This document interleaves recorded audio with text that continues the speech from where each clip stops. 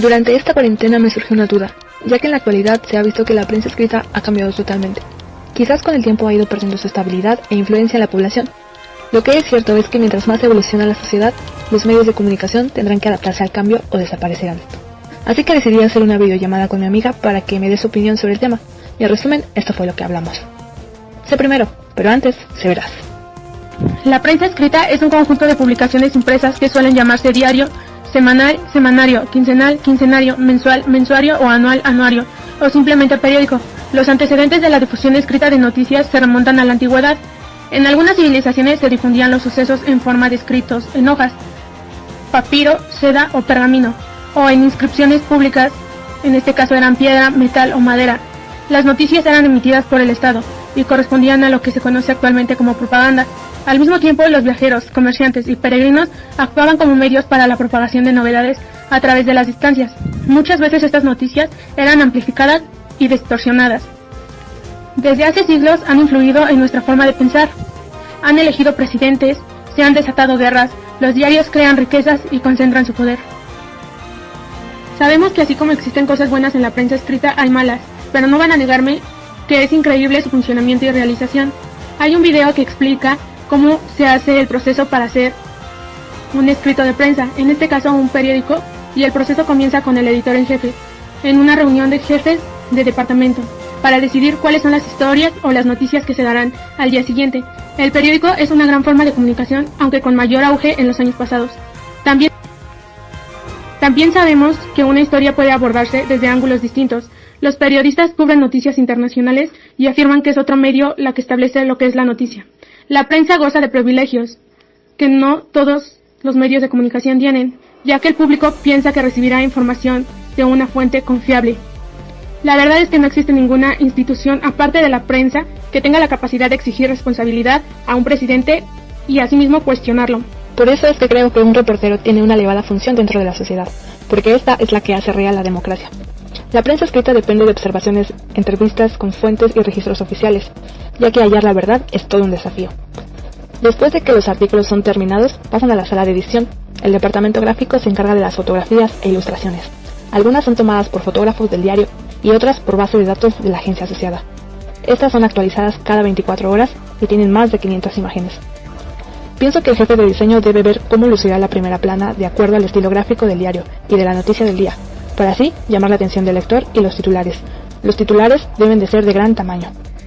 Cuando se tiene la maqueta, se manda al departamento de diagrama de edición, donde los artículos y fotografías, avisos publicitarios, se colocarán sobre las piezas de papel fotográfico para afinarlo, y así mandarlo ya corregido a una máquina para comenzar a imprimirlo.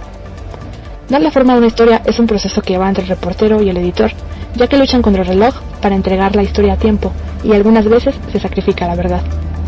Así como hace rato mencionaste, siempre algo bueno o algo malo es que, como hoy y siempre ha sido, los viajeros, comerciantes y peregrinos actuaban como medios para la propagación de novedades a través de distancias. Muchas veces estas noticias eran amplificadas y distorsionadas. Con la aparición de la imprenta, la prensa escrita se convierte en el primer medio de comunicación de masas de los vehículos originales del periodismo. Sí, y siempre ha sido que la función de la información sea más destacada. La prensa escrita, como todo medio de comunicación, las funciones son informar, persuadir, promover, formar opinión, educar y entretener. Algunos formatos de publicaciones de prensa escrita son el periódico, la revista, el boletín, algunos libros y el panfleto. Su máximo responsable es el llamado editor, jefe o redactor. Ya me va quedando más claro. Este es un tema muy extenso. También debo mencionar que en 1587, como periodo de nacimiento de los medios de comunicación social, es decir, la invención de la imprenta por Johannes Gutenberg, habría dado comienzo a toda una historia que continuó hasta nuestros días. En los siglos XVII y XVIII comenzaron a surgir las gacetas en las principales ciudades, aunque solo estaban al alcance de la minoría, debido a su precio y a que la mayoría de la población era analfabeta. Ahora, desde un punto de vista económico, los diversos estados europeos se encontraban inmersos en una profunda crisis, fruto de las continuas revueltas sociales, los duros conflictos políticos en las guerras y también la religión. Sin embargo, en ningún momento esta situación logró influir de manera negativa en el mundo del periodismo. Y como ya se había dicho, los periódicos estaban únicamente al alcance de los bolsillos con más dinero. En el siglo XIX la burguesía comenzó a usar los periódicos populares para la difusión de las ideas liberales, adquiriendo un tinte político y luchando contra la censura que intenta poner Fernando VII. Durante esta época se alternan etapas regresivas y la libertad de prensa en función de los periódicos absolutistas y liberales. Tras el periodo de las grandes guerras, el periodismo se tornó un medio objetivo. A la prensa escrita le acompañarían en su camino otros dos medios, lo que son la televisión y la radio. Actualmente, debido al acceso generalizado a Internet, han aparecido nuevos medios digitales y medios de información alternativos. Ahora, siempre tenemos que tener en cuenta, y como un tip, debes saber los puntos importantes. El primero es la subinformación, que es una información totalmente insuficiente y que empobrece demasiado la noticia que se da, o bien el hecho de no informar. La pura y simple eliminación de 9 de cada 10 noticias existentes. Por tanto, la subinformación significa reducir en exceso.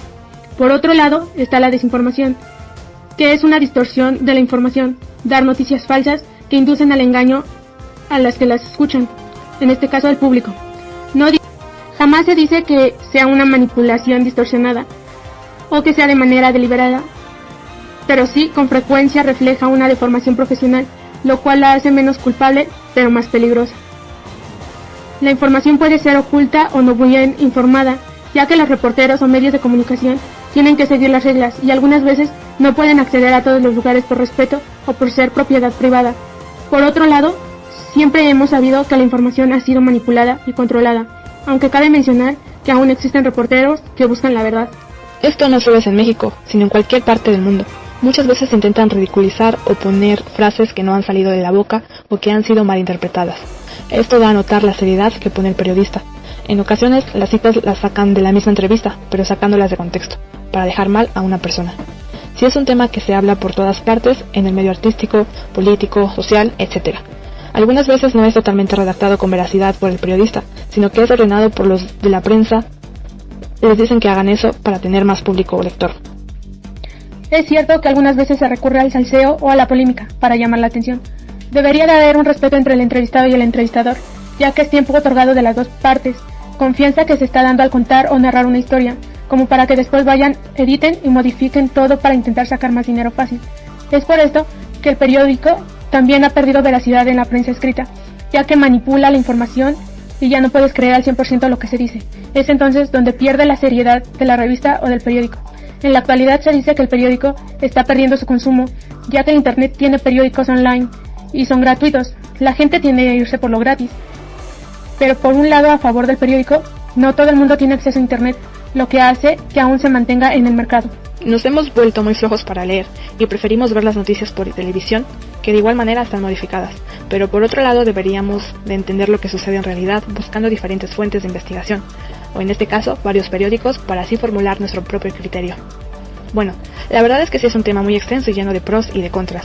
Esperemos que no desaparezca la información confiable, y también que no desaparezcan los periódicos, ya que se perdería un poco la atracción por la lectura. Forma tu propio criterio. No hay en México un periodismo profesional, independiente. No digo objetivo porque eso es muy difícil, ¿no? La objetividad es algo muy relativo. Pero ético, estamos muy lejos de eso. Es parte de la decadencia que se produjo. Y lo mismo en la radio, lo mismo en la televisión.